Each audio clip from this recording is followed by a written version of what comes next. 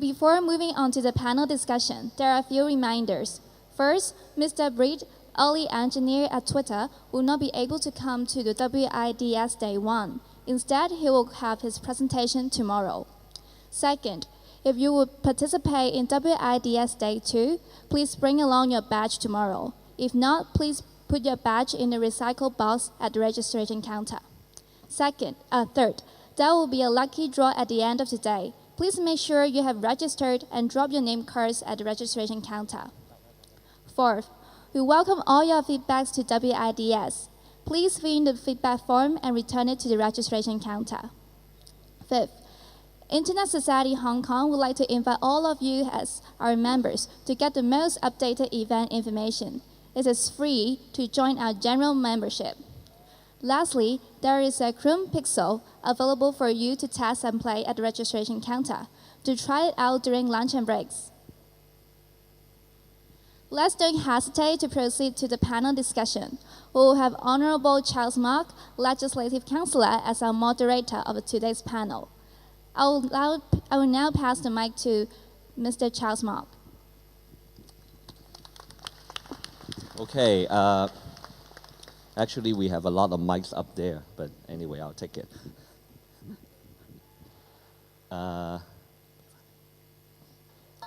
Okay, why don't we invite the three panelists to come on. First of all, Josh. Is Josh here, right? Yeah, you're there. Okay. Josh. Aberrant, is that right? Aberrant, okay. Josh, Postmaster of Twitter, welcome. Welcome. Take a seat. And next, let's invite Matt Valentine, Enterprise Solution Director of Microsoft. Thank you. And Esty Leung, the Chair of ISOC Hong Kong. Please take a seat if you can. Squeeze in a little bit. We've heard a couple of great presentations from developers and telling us quite a bit of the latest of what they do in their environments. And I'm sure that many of our audience may have some questions, but let's start off with a bit of discussion first. The panel discussion topic today that we're given is big data, opportunity and threats. Big data, a lot of people do probably relate it to the cloud and collecting a lot of these data and trying to analyze and finding out relationships and information. I wanted to say the word sensitive these days, intelligence, okay? Building intelligence, finding knowledge from the information that we have. But, a lot of people, apparently, first thing that they think about and would be the threats of security. And the things that they don't know about. For example, I just found out that maybe, in addition to, I take it for granted, people know what's happening, or, a lot of the information collected on my cell phone and so on. And when I sign up to an app, then it sometimes it tells me what information it would collect from me and use based on, my subscribing to the app or downloading it and using it and so on.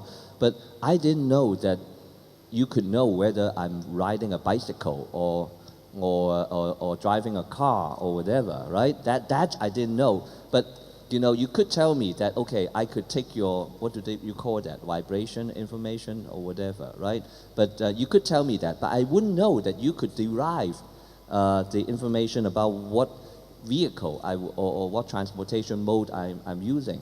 That to me is a revelation in the sense that how do we make the users know, for example, what information about their activities and so on that is being collected, but in a language or in a way that they know that these are being used. To me, that's one of the reaction I got from listening to the presentation earlier today. But maybe in general about that and other issues about the security on the cloud and opportunities and other threats that's facing the big data development in the coming years and so on. Maybe our guests can share some thoughts. Who might want to take a shot at it first? Josh? Yeah, great question. And when you talk about how do you make users informed of what kind of data you're collecting, what you're going to do with that data. And as an industry, we need to get a lot better at that. However, we are getting a lot better at that. I mean, it used to be a few years ago, there was a privacy policy, some kind of terms of service, page of legalese, and anyone who wanted to go read that could maybe understand how data was being connected.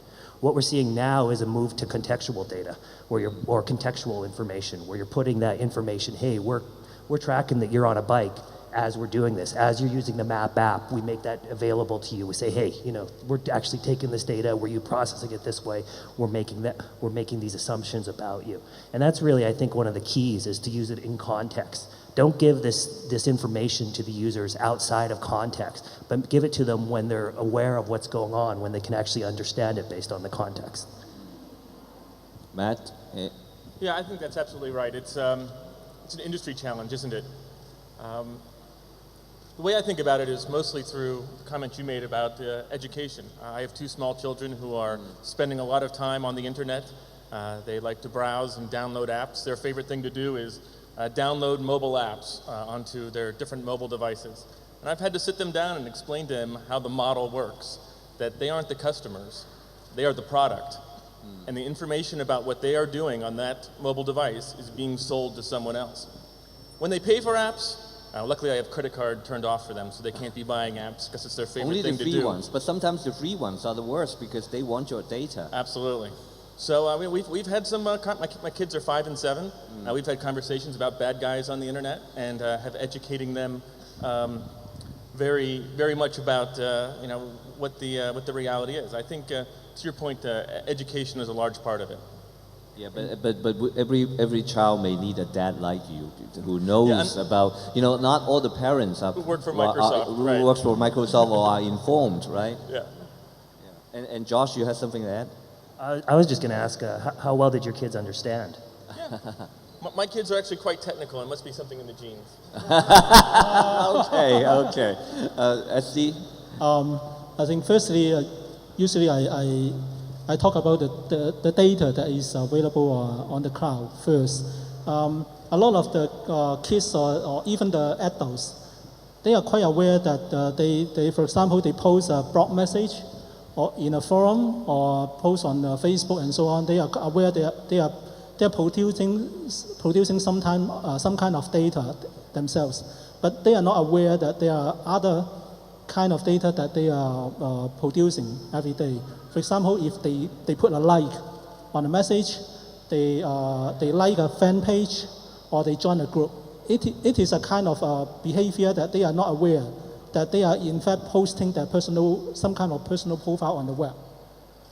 And if they post a photo, in the old days, photo is a photo, but nowadays, photo is much more than that. For example, you can tag a person, or you do not post your own photo on Facebook, but some other post the group photo, including you, and then tag your face. And then it becomes part of your history, part of your profile. And some people even post, for example, if you are taking a photo here, and they put on website, that photo include a lot of information, including not only the faces, but also the camera, the lens using, and maybe the geolocation. And these kind of things put together, if there is an engine that can integrate all this information, that can become a historical profile of your activities, which you are not even aware of. Yes, okay, yes. Yeah, and yes, following Josh. up on SC's comments there, an interesting case point of that is in Europe, they've had this right to be forgotten. And the big development among the right to be forgotten. But we're actually now seeing the Europeans move away from the right to be forgotten for a number of reasons. It's simply too difficult. How do you actually implement this right to be forgotten? No. So very much, you're right. A photo's much more than a photo. A photo persists in cyberspace these days. Well, Josh, actually, you brought up a point I was going to say in a different, just only in a different way, because people are beginning to find out, for example, like in Europe, that right to be forgotten is probably too difficult to implement or impossible. In a way, today's society, we think about privacy and the importance of protecting our own privacy a lot. But on the other hand, I think maybe people need to also be aware that there's probably no absolute privacy anymore. So where do you, how do you live?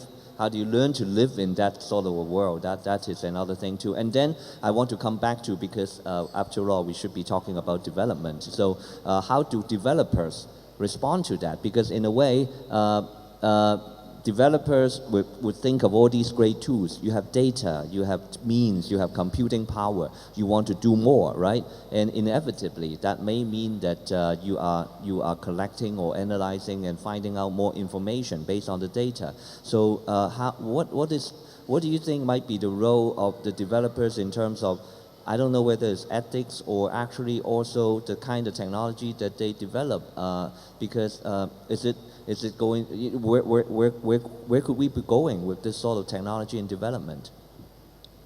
Absolutely. I mean, developers, you have a tremendous responsibility. One of the things we like to say at Twitter is security by design, privacy by design. Privacy is not an afterthought. Security is not an afterthought. When you're building your apps today, you need to be thinking from day one, how am I going to ensure user privacy? How am I going to ensure user security? And it's not easy. It adds a lot of overhead. It adds a lot of extra work to your development, perhaps, but you have to do it. I mean, you're seeing these cases where companies that don't build this in try and slap it on later on, and then they get into lots of trouble. And so, yeah, I would, looking at it through a developer lens, typically most organizations are run using static reporting or static data analysis. You're going to need to have to evolve to a much more creative, exploratory, innovative approach, and that's going to take application development. You're going to build data analysis tools with frameworks like Hadoop, or even frameworks that you build yourself to make sense out of that data and help people make better decisions. Historically, the DBAs and the database guys, they'd sometimes talk to the business, they'd sometimes talk to developers, developers would sometimes talk to the database administrators, but they were somewhat closed off. Going forward, there's going to be a much tighter integration between developers, the data specialists, and the folks in the business to really identify and glean these insights that help people make better decisions. So as a developer, it's not so much about if, then, else. It's about understanding the business. It's understanding not just the tools, but understanding the kind of information that people need in order to drive the organization forward. Okay, maybe we should leave a bit of more time for any questions from the audience. Any thoughts, questions? No? Yes, this gentleman over here. Yes. Let's get a mic. Yes, Thank you. Very interesting question about the privacy, and I want to ask about identity on the web or on the cloud, so-called. I would say most of the applications or services log on are based on so-called email address or email credentials, right? And we have multiple email, usually, not as a surprise, right? So is there some thought around the identity that when I log on as a consumer or as product, if you can say, I am really the guy or the identity that I meant it for? And sometimes on the cloud, there were some stolen or misrepresentations of the identity.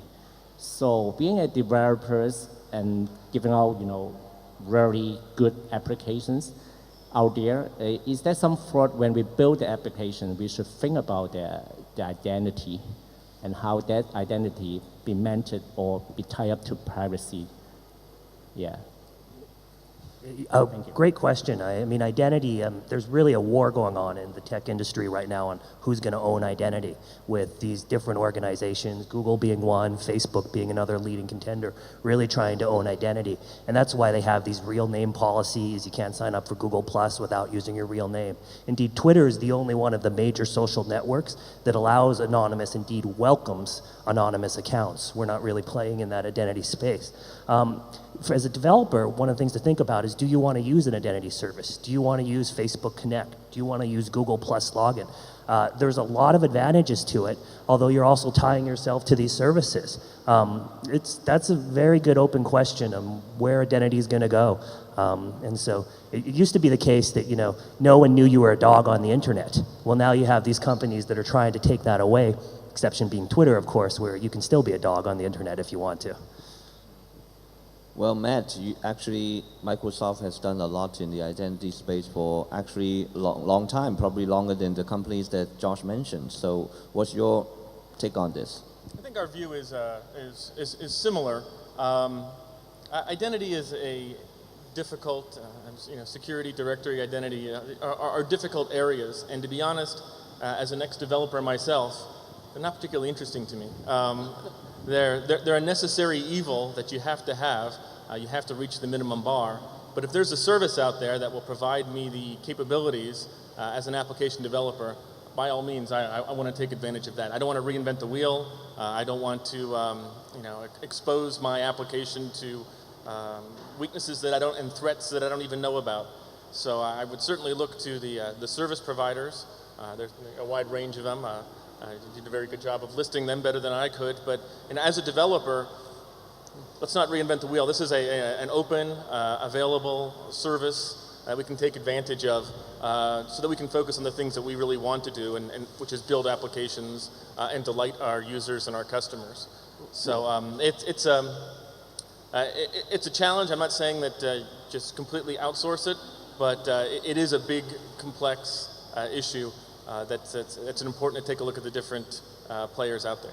Well, as a counterpoint to that, I'd ask about, there's the case of the Facebook identity service, where one of the main reasons for using identity service is you actually end up getting an email address, which gives you this other channel. Well, for a while there, Facebook set up these Facebook proxy email addresses. Rather than getting the user's real address, you got some weird hash at Facebook proxy mail. And then eventually, they decided, we don't really want to run these proxy mail servers. And so all these apps that had been collecting all these email addresses suddenly lost that channel they had to their users. And that's because Facebook made a policy change, well within their right, well within the terms of service for anyone who signed up for that app. So that's what I'm pointing out there. You're right, there's a lot of work in reinventing the wheel, building your own identity services, and you lose a lot of the benefits that the identity services bring. But there's also this flip side that you're tied to them and their policies, which can always change. I think this is a good question, but let me point to another phase of it. Of course, when we log into some social network service, for example, someone want to like a fan page of a certain celebrity, and they want to ensure that this fan page is created by the real celebrity. So in that case, that is a very good reason that we have a service and identification. But for other reasons, there are a lot of people that they themselves do not like to have their real name be published or followed by other people. So I think we have to look at both sides. When subscribing a service, I think the developers should create a platform that is open for subscription to, if you want to have your real name be recognized, that is a service to subscribe. Otherwise, they can be more freely using the Gmail or using the Yahoo or other webmail to identify themselves, which is good enough for them. Okay, you're happy? Any follow-up or any other questions? Yes, lady over there. So I just wonder, how would you handle what you call Privacy Act? If, for instance, you have an application collecting information about a user and analyze the user's behavior, and then once you find out what he is, or maybe he has some ability or disability issue, then you forward it to somebody who may be an appropriate supplier of data for this somebody. So so far, do you have any application in the United States similar to this? And how would people handle Privacy Act? Yeah, I'm not sure if we have applications like that in the US, that I'm less familiar with. But speaking on privacy, I think the two fundamentals of privacy to begin with are first security. If you don't have security, you can never have privacy. If people can get to your data, can steal your data, you're not protecting your users' privacies. And then I think the kind of the second step in the pyramid of privacy under that is setting expectations, making users aware of what you're going to be doing with their data, why they're going to be doing this with the data. Because of course, the user's taking your app, using it, they're getting value out of that. In exchange for that, they're providing you with data. But nonetheless, you should be providing them with the expectations. Here's what we're going to be doing with your data. Here's how we're going to maintain it. Here's how we're going to retain it. All those kind of questions. So those are at least the first two steps in privacy. Security, then setting expectations. Well, I think the question is really about, again, the data that is being collected. Sometimes at first may seem harmless, useless, or whatever, but then after analysis, it may turn into something valuable. And then the next question is, okay, for the company that collects those data via a service that it provides or an app that it provides, first of all, who owns that data and the information that is derived from the data? And next, in different jurisdictions, for example, whether there are laws that would prevent first of all, the transfer, and second, maybe even sale, because transfer may not involve a price, but transfer or sales of these information. I would think that in certain jurisdiction, let's say, as you know, in Hong Kong, some of these cases we've had with certain companies collecting data of users and then selling them to other people without the consent or informed consent of the users. They might be violating the law. But then again, I'm thinking, what about those data that is actually derived from, or information about people that is derived from certain data that I didn't even know these companies would know of me. Okay, if it is my purchase history, I think my credit card company should know my purchase history. I just didn't expect them to sell it to a third party. That's one thing. But sometimes we're probably even talking about things that we don't know other people, other app developers or app companies know about me. And maybe I think that's where this lady's question is about. Yeah. Yeah. That's in fact a very good question. For me, if we subscribe to for example, I think the best example is social network services. If I subscribe to Facebook or other social network services, first thing I come across is a terms and conditions statement which I sign off, which is too long to understand. You just need to get a law degree and then read it. And also a lot of time. Usually when people want to sign in a service, they are in a very busy moment that they want to use the service immediately. They don't have that patience to employ a legal advisor to read the statement and then sign. But afterwards, I think for developers, it's my opinion that they need to develop some tools that enable the users to visualize those policies. For example, Facebook, if I sign in, they have some tools. For example, let me to select whether people can tag me or not, and whether they can use face recognition to scan my photos. These are but not very easily understood or found. These are only one aspect, and they should provide the tools that I can reconfigure my policy easily. Nowadays, they are always changing the way, the interface of this kind of privacy policy, user interface. And the defaults are always, when I was too busy to check the individual chat box, I click the default, and then I will lose all the settings I previously configured.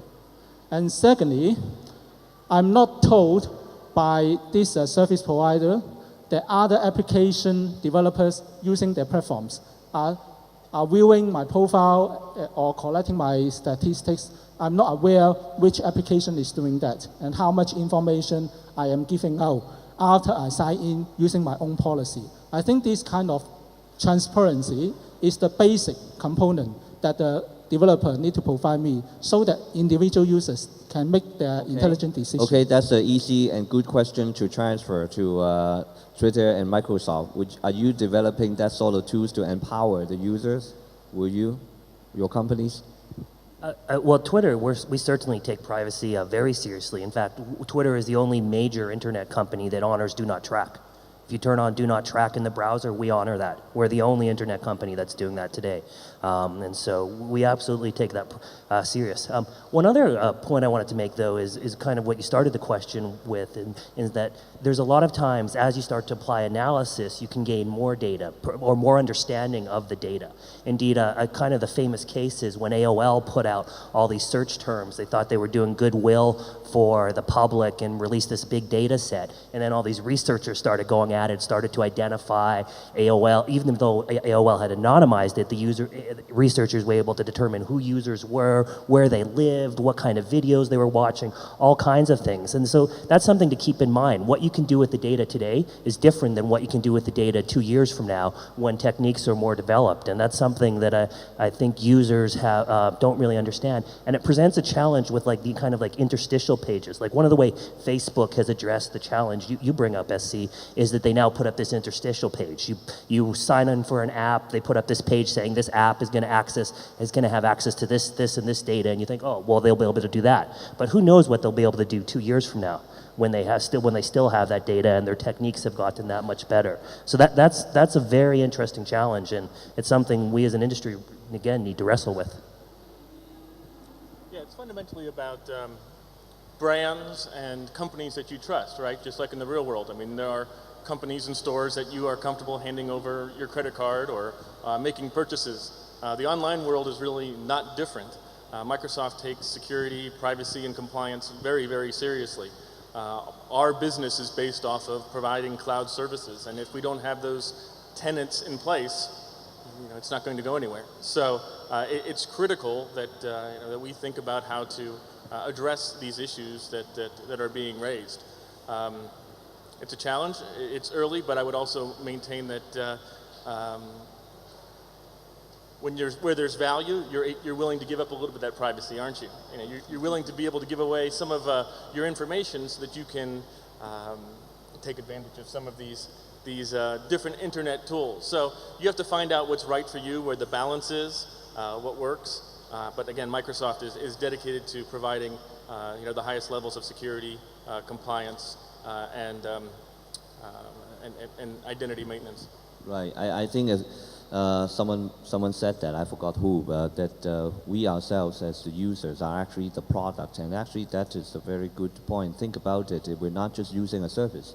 Like we go to a restaurant and we order some food and we eat it and so on. We're still sort of taking in a product and a service, but now we're the product because we're generating. Another angle is that we're generating the information and we're generating the content. Everybody seems to understand that, Web 2.0, whatever, user created content, and we forget that this content is actually something that we enter into the system, and then rather than we're just a consumer.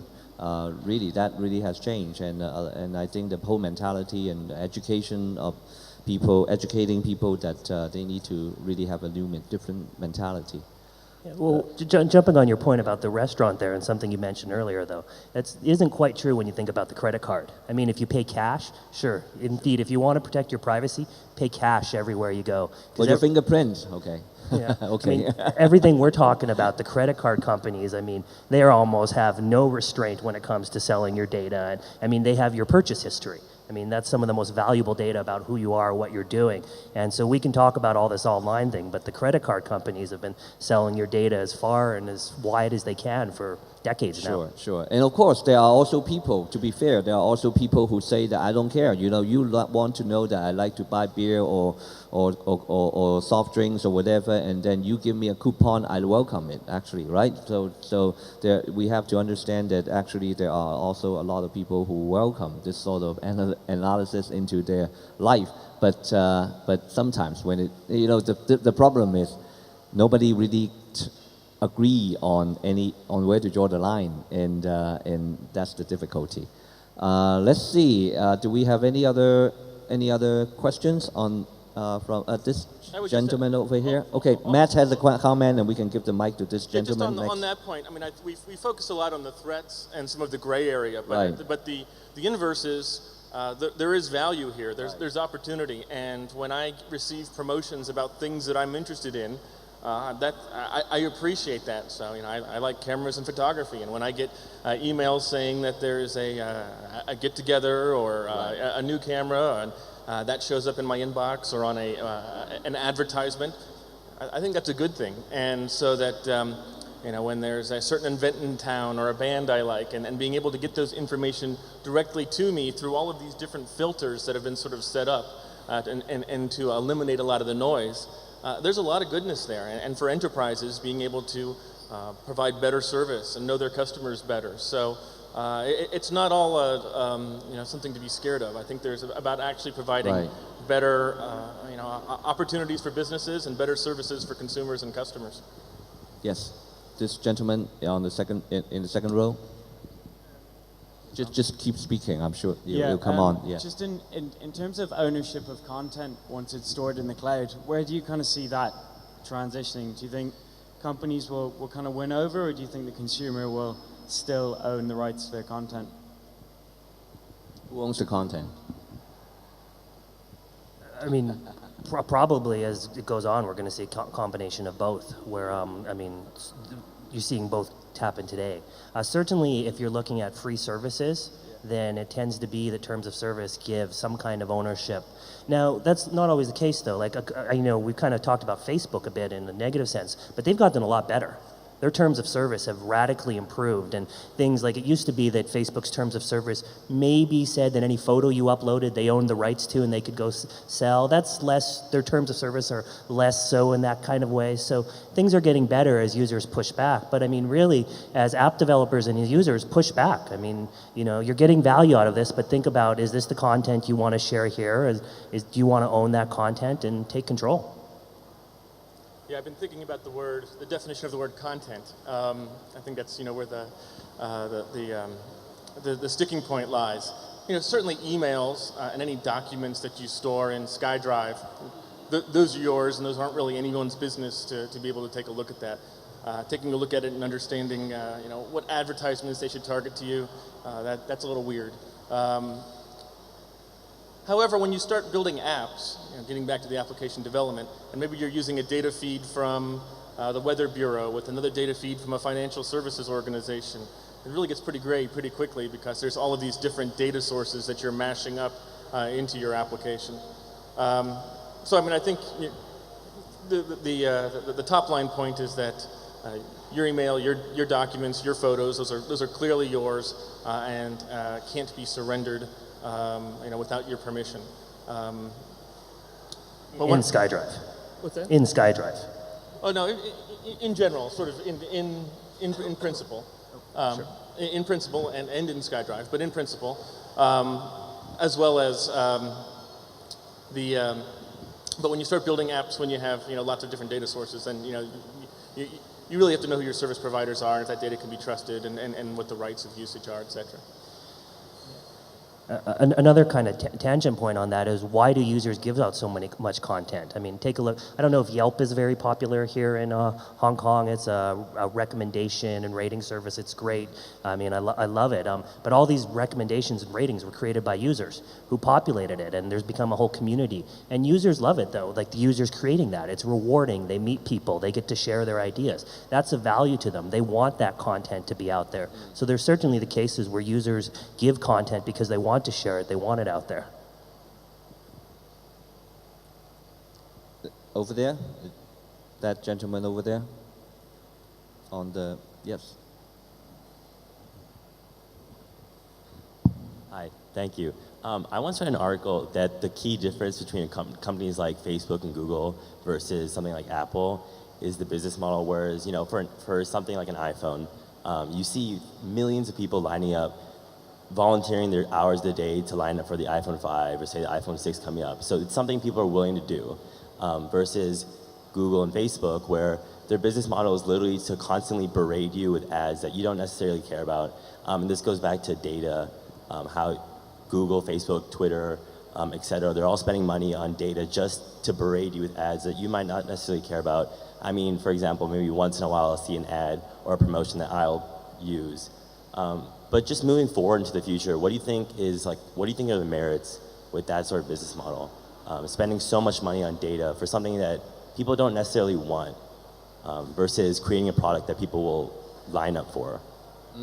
Well, I think there's a couple of assumptions in your question that aren't necessarily true anymore. I mean, a few years ago, Apple bought one of the largest mobile ad networks on the planet. So Apple's very much now in the ad targeting data game, no question about it. And I don't think it's necessarily true that people don't see value in Facebook. I mean, you don't get to 1 billion users without, people seeing value in it. Nonetheless, you're right. I mean, where do you draw the line and where does that happen? If anything, though, it's becoming more and more blurred as you see companies like Apple acquiring ad networks and you see companies like Facebook starting to build phones.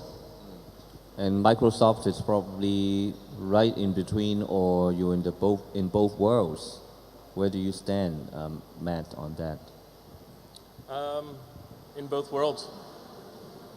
Both worlds. So actually, but I do agree with Josh that I think you're seeing blurring of the two.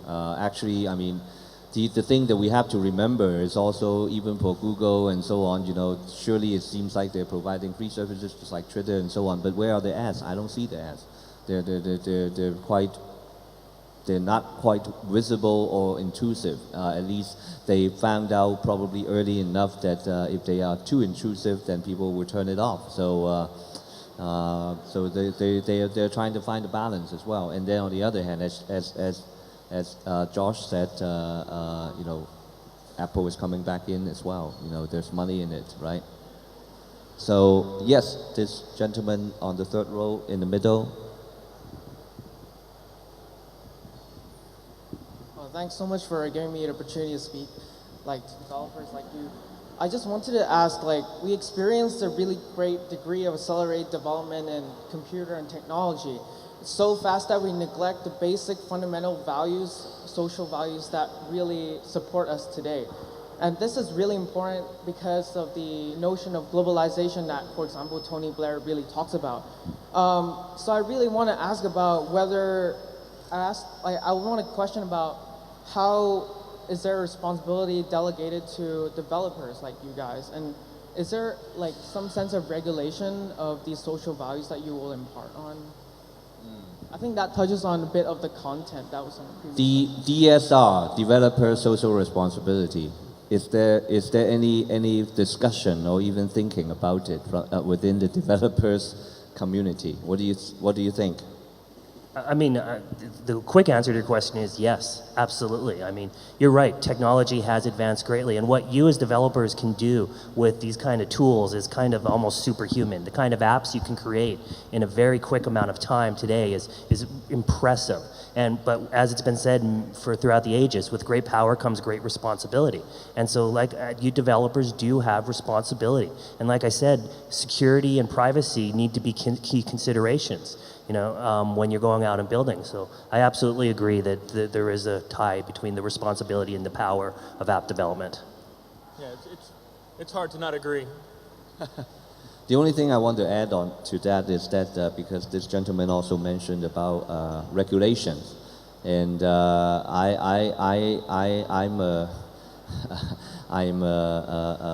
I tend to think of things that should go as much without regulation as possible, because there's always, I mean, if we really believe, and as recent incidents tells us, who can we believe? If we really believe that governments can come in and tell us what to do and regulate fairly and openly and so on, then we would have a better world. But unfortunately, that most of the time I would think that if we're worried about developers doing the wrong things, well, we should. But I would always worry more about governments too first, before worrying about other people, and that goes about every government. This gentleman over there, yes. So thank you. So as companies are collecting data to customize their service for the users, their users are presented more or less similar contents, like contents on certain aspects or category. So at the end, would that be the vision of the user are going to be narrower and ultimately degrading the services? They are not going to discover new content, but they are looking into a certain category only. So thank you. SC. This is a wonderful question. It applies to your interaction with your website or search engine. I see that now because big data is becoming more and more hot and useful, maybe in the future when you visit a website, the website is not static as it is today. You visit this website, you have a different face of that when I visit because the web server understand my preference. And in that case, that also narrows down the choices because I only always visit similar information that I come across. For example, when I go to a newspaper website, I always read this kind of news. Some other news will not appear to me. That's similar to me when I use the search engine. If the search engine know that I am used to this kind of search, it will provide me with the closest preference that I usually click. But on the other hand, it limits down the vision that I have. I think it also will affect maybe my political attribute as well, because what I see is someone choose for me, and it will be quite dangerous for me. So I think for developers or search engine or websites, I personally like to have an option that they don't collect this kind of information or they don't use this kind of information when I do something. For example, research, especially research, because my conclusion of the research will be constrained by all these searches. Yeah, Josh. Following up on Asi's comments there, you're right. And the question, you can kind of get into these ruts where services start providing the same information. But as developers, that's a great thing for you because that's an opportunity for you to disrupt the incumbents. If the incumbents get in these ruts and they're always providing the same information and not taking users to new places, a lot of users want to go new places, and that's why there's an opportunity for new search engines to say come about. I mean, Google came about because Yahoo kind of got stuck in a directory rut and never really focused on search. And now, I mean, you can see where Google's gone since then. So this is an opportunity for you to disrupt that. Yeah, just regarding the point about falling in a rut, just a quick little story. I took some pictures last weekend and I put them up on Flickr. Everyone know Flickr, the photo sharing site? You're all nodding. And I put the pictures up there because I thought they were good. I wanted to get some feedback on them. You know, Flickr's a pretty reputable site at this point. And then I said, you know, share with my parents. And I emailed one off to my parents and they emailed me back and said, is this from you? This looks suspicious because we don't know this site, and Flickr is spelled wrong, F-L-I-K-R. Why don't you just put them in SkyDrive so that we can have access to them? So the point of the story is my parents are sort of maybe paranoid at this point. They've heard these stories. They're not exploring and seeing new services. So I have to do a little bit of training when I talk to them next on Skype. To let them know that this is an acceptable site for them to be members of. I didn't know that you had to sign up to be able to see my pictures. I thought they could just see the pictures anyway. But now I know they learned. But there's an opportunity for them to explore a whole new world. So this is where we start getting into some of the business and marketing aspects of some of these services. And it's still very early, and there's still, we've been at this for about 15 years. There's still a lot of opportunity for the big brands to establish themselves and make themselves a powerhouse on the internet. Well, that's good actually, because you even your parents, who I assume, as you are saying this story, that they are not very sophisticated internet or technology users, but even they are aware of this sort of possible threats, and they do take care not to click on certain links or enter a password into an unknown site and so on. So that's actually good. Yep. Josh? I was just going to say, just like you did, props to your parents for being suspicious of what might have been a phishing email. I mean, the internet is a dangerous place, and you need to be aware and take care of yourself. So you see, we have Microsoft kids and we have Microsoft parents as well. Anyway, so anyone else might have? Okay, that gentleman in the back, all the way in the back.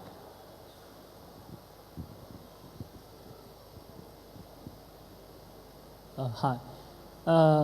I'm very sure that there's a lot of opportunities in big data. So my question is that there's only when you can access those big data, so you can then carry on more actions to analyze, to find out more opportunities. So as an individual developer or someone who want to start a new company, because we don't have the access to those big data. So there's no opportunity for us to take a part in this trend. So my question is that, is there any possibilities that as big companies can open up those data and sharing and in a single point, and everyone or anyone can access that data, of course without exposing users' privacy data, so that we can have more opportunities. Yes. That's a great question. There's a few different things in there. Super question. The first aspect is, there's a quote from one of my kids' movies, see a need, fill a need. There's a lot of data out there, and we can spend a lot of our time playing with that data.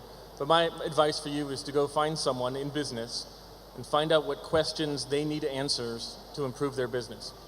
There's your opportunity right there. Every businessman is saying, if I knew this, I could do this better. That's where the opportunity for big data and developers is. That's the first part.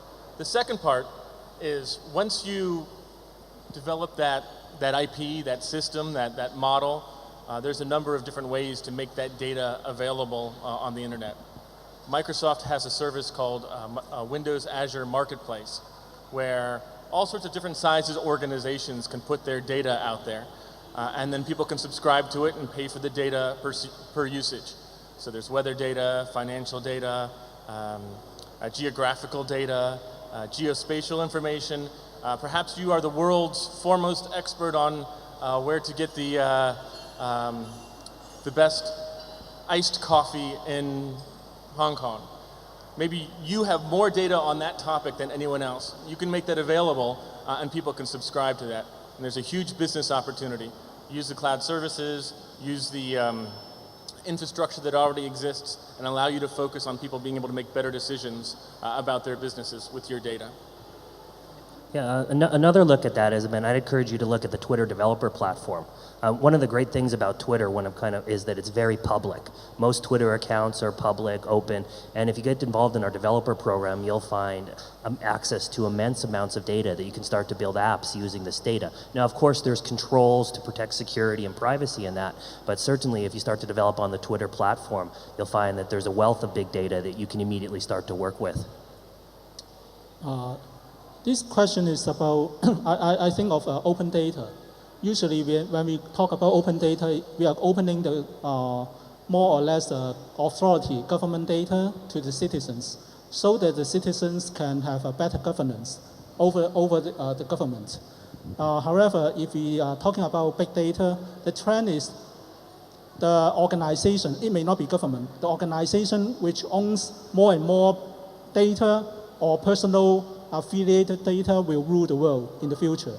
So this concept will apply to this kind of enterprise in the future. If they are collecting a lot of user data, they need to provide some kind of transparency to the users about how the data is used, how the data is used by other application developers that plug into this service providers platform. I think we need to think about that. This will be quite important. For example, Google is now producing a kind of called transparency report. When authorities ask Google to provide some personal data in investigation, they are providing the figures of these requests from different countries, different governments, so that the world citizens can monitor the amount of requests by individual governments as a kind of check and balance. Although the detailed request is not known, but the number of requests can be monitored by the citizens of that country, and then they can raise the questions in the legislature to monitor the government's behavior. I think this will apply to the data enterprise in the future. Well, not just Google, actually, Microsoft, Twitter, Yahoo, and Facebook just recently started doing that as well, and so on. So that's a trend. But Josh, you go first. Yeah. I was just going to say, following up on SC's point, these are great, and citizens can use this. What I'd like to see more of is ways to encourage citizens to actually start to use this data, to start to go to their governments with it. Hey, this is happening. Why is this happening? What you know? And I think these transparency reports come out, but that's just the first step. How do you really start to disseminate this data in a usable way that citizens can use it for managing their government? Yeah, I agree. Yeah, just a supplemental point. There's a law out there called Joy's Law. Anyone know Joy's Law? The smartest people in the world probably work for someone else. So by making your data available to other people, they can then take that data and find insights. Companies like Netflix famously did this by making all of their video rental information available, where people were able to build a better recommendation engine. You are the smartest people in the world. There's an opportunity for you to make your data, to take this data from these sources. Hong Kong has a wonderful set of sources. I'm a little bit embarrassed to admit that I'll spend a Friday or Saturday night playing with these data sources and seeing what I can learn about Hong Kong. You can marry that with data from the World Bank, from the United Nations, from UN and government organizations around the world. But if you're able to glean insights and provide a developer or a user interface on top of that, there's a lot of great opportunity for you as a developer/entrepreneur going forward. Yes, actually, I was just going to supplement with, talking a bit about the open data from various governments, including the government in Hong Kong. We always think that they should review or release more data sets, but there are currently at least quite a bit available. I don't know, how many of you, especially for those of you who are in Hong Kong, how many of you have heard of Data.1? How many? See, that's always the problem. There are all these data that are out there, geospatial information, transport-related information about Hong Kong and other land-related transaction information and so on. There's out there. They have APIs, they have data sets that are available out there, but apparently, I don't know how the government, what more they can do to let developers know, but every time in a developer's gathering, I ask how many people know about it. Most of the time, most people don't know about it. But do go to the government website or just go to a search engine and search for Data.1 from the Hong Kong government, and you can see quite a bit of information in there. And there's a growing group of open data enthusiasts in Hong Kong. They are gathering very frequently to discuss and try to think of requests for more data to be opened up, or find ways to at least get the information that they have right now to develop. Hey, sometimes, for example, government do not provide, I've seen one application that I think is quite interesting. They were trying to collect data about restaurants, where after some people go and eat and afterwards they get sick. And obviously, they cannot get, and unfortunately, they cannot get that information from the government because, somehow, maybe because of liability or whatever, they don't release that information. So what do? They go to actually OpenRice to find those information. So, hey, are these data out there? Sometimes they are out there, and it's just where you want, you just have to find them. Another example I want to quote is Weibo Suite. How many of you have heard of Weibo Suite? How many of you have heard of Weibo, Meibo? There's a project in Hong Kong U that is actually collecting all these Weibo from Sina to try to analyze which are the ones that are deleted. Obviously Twitter doesn't do censorship like they do in China, but Weibo, as you know, is the copycat of Twitter. So basically, they just go capture information from your users, at least the users that have over 5,000 or whatever followers, the important ones, okay? And they capture what they tweeted, and then after a while check and see, hey, this one is gone. So they built up a database of all the deleted and censored Weibo entries. So I'm sure if somebody wants to do that with Twitter, they could, but because all the information is open. But they probably don't need to do it because you don't delete people's tweets anyway. So if you think about it, actually a lot of data are really already out there. So just to yes, and I guess probably the last question that we're a bit over time already. So the last question from Hagen. Wait.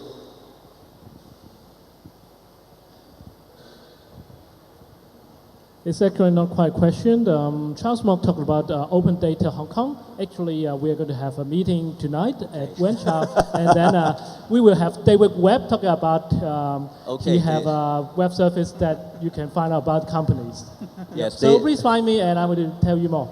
Okay, find Hagen. David Webb, of course, for those of you in Hong Kong, you probably know he is the Gu Tan Chang Mo, the guy who is going after the financial markets and trying to dig out all these things and so on all the time. And he actually he built, based on very available open data for the last many years, he put in a lot of efforts to build a database to link up all the names of all the directors of all the listed and even private companies. These information are out there, but it takes quite a bit of time and of course resource and money for him to build it. And then also who are in what government advisory committee and government statutory boards and so on. So he actually already built up a very extensive relationship database about who's in what company and who is doing business with this tycoon and who is the lawyers and accountant for that tycoon and so on. A very elaborate relationship map of Hong Kong. So all based out of open data, way before we talk about open data in the last couple of years. So again, it's just where we look.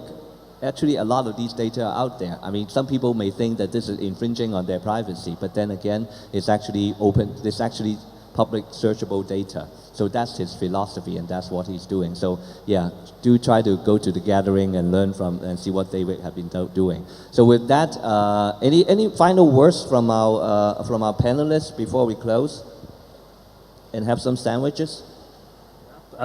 Great questions, and it's great to meet some developers in Hong Kong and hear kind of where you're thinking. And again, just to put in the pitch for Twitter, I would encourage you to take a look at the Twitter developer platform and see what's available there. We're having a lot of momentum there, and there's probably a lot of opportunity. So, Matt? Yeah, great.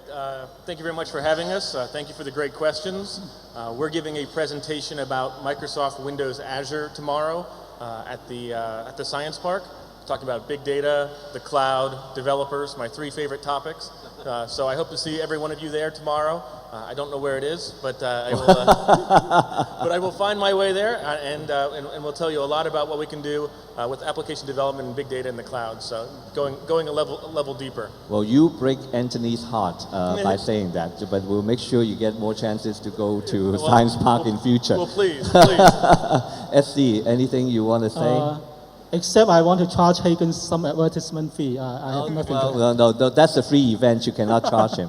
Okay, so thank you. I'll turn the time back to our MC and time for you to have some lunch. Thank you, everyone. Thank you very much.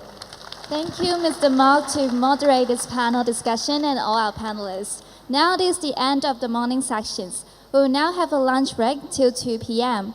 Light lunch we will provide here. You may take this opportunity to network with our speakers, guests, and other participants here. See you after lunch.